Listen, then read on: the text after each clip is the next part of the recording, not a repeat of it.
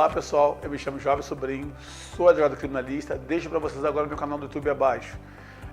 Compartilhe, se vocês gostarem desse vídeo ao final, deixe um like, pois a sua opinião é muito importante para continuar produzindo os vídeos de qualidade.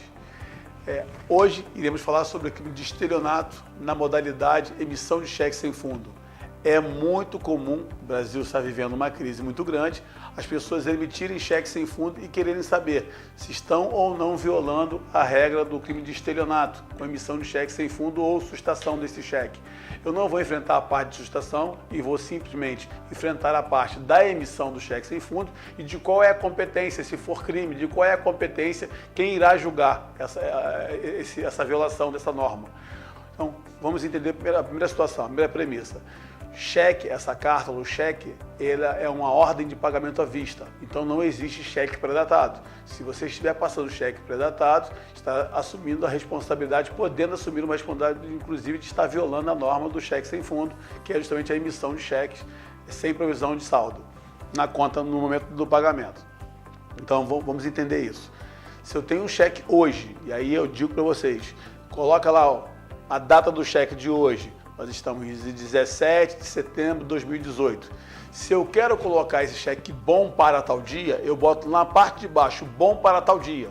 E aí, não significa que este cheque vai ser considerado cheque predatado em termos de legislação. Mas, para a legislação penal, nós entendemos que como esse cheque era bom para tal dia, que existia um contrato, que existia um acordo cível entre as partes. Então, se esta parte de vontade, a parte que passou o cheque, combinou com a outra, que o cheque não seria para aquele ato, seria para frente, você vai responder na área civil, ou seja, não é o crime de estelionato, pois está lá a data de hoje e o dia bom para outro dia, posterior. Então, se eu tenho um bom dia para o futuro, ou seja, a data não é a mesma, eu respondo pela área civil por descumprimento de contrato na área civil. Agora, vamos imaginar que eu passei o cheque para hoje, aí nós temos mais duas situações. Eu estou no Rio Grande do Sul, passo um cheque agora para uma pessoa no Rio Grande do Sul e esse cheque volta. Eu respondo no Rio Grande do Sul ou respondo no Rio de Janeiro, precisamente em Niterói, onde é a minha cidade? Vai depender de mais uma pergunta. A questão é, o cheque que eu emiti no Rio Grande do Sul tinha a chance de ser compensado no estado do Rio de Janeiro, na cidade de Niterói, onde é a minha agência? Por quê? Imaginemos, hipoteticamente, que eu tenho uma conta em Niterói, eu encerrei esta conta e fiquei com o talão de cheque. E com esse talão de cheque eu vou ao Rio Grande do Sul e faço a emissão de vários cheques. Tinha a chance de ser compensado se a conta está encerrada? Não. Então, nesse momento, eu acabei de cometer o crime de estelionato e vou responder no Rio Grande do Sul. Por quê? Porque esse cheque jamais seria compensado, pois a conta está encerrada. Agora, vamos para o segundo passo. Eu estou no Rio Grande do Sul, a minha conta está aberta em Niterói, no estado do Rio de Janeiro está aberto em Niterói. Eu passo o cheque na sexta-feira, contando que na segunda-feira eu vou receber. E não acontece. O cheque volta sem fundo. Eu violei a norma do estelionato, do Código Penal, do artigo 171 do estelionato? Violei, porque eu passei cheque sem fundo. Então, mas eu vou responder aonde? No Rio Grande do Sul ou em Niterói? Em Niterói é onde é a minha praça do cheque, aonde compensa o cheque. Então, se eu tenho a chance de compensar o cheque, eu respondo por estelionato na cidade onde é a minha conta. Não, no caso em questão, é Niterói. Agora, interessantíssimo, nós temos uma súmula do STF, a súmula 554, que diz o seguinte, que não obsta a ação penal, o prosseguimento da ação penal, não se obsta o prosseguimento da ação penal de estelionato, se eu fizer o pagamento após a denúncia. Então, a contrário senso, se você ler de forma a contrário senso, se eu fizer o pagamento antes, ela vai obstar ao prosseguimento da ação. Ou seja, se antes da denúncia eu fizer o pagamento, eu não cometi o crime de estelionato.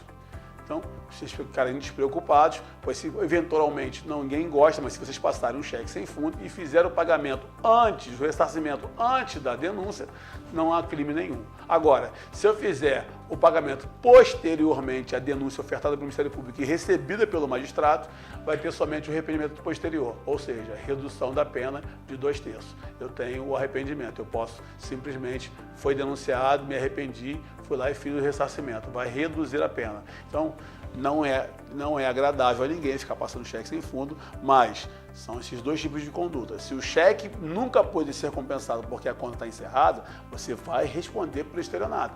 Se você fizer o pagamento antes, vai obstar nas duas situações. Vai obstar e quem vai ser a competência do Rio Grande do Sul. Se eu estou no Rio Grande do Sul, mas minha conta é de Niterói e pode ser compensado, eu só não tenho saldo naquele momento, eu vou responder em Niterói pela mesma conduta. Entretanto, se eu fizer também o pagamento antes do recebimento da denúncia, não há crime de estelionato. Então, fica a dica para vocês, o que é o crime de estelionato com cheque sem fundo. É óbvio que se eu fizer também, se eu sustar, eu tenho várias situações, eu posso sustar por desacordo comercial, aí eu tenho que provar que houve um desacordo comercial, que era um contrato civil, que nada tinha a ver com uma ordem de pagamento à vista, e aí eu vou discutir isso na área civil. Essa parte eu não vou nem adentrar, pois aqui o tratamento é sobre a emissão de cheque sem fundo. Aonde é a competência, quem vai julgar e de que forma eu posso não responder ou responder de forma mais branda. Não responder é fazer o pagamento da denúncia. Responder de forma mais branda é fazer o pagamento depois da denúncia. Tá? Fica essa dica, até o próximo vídeo.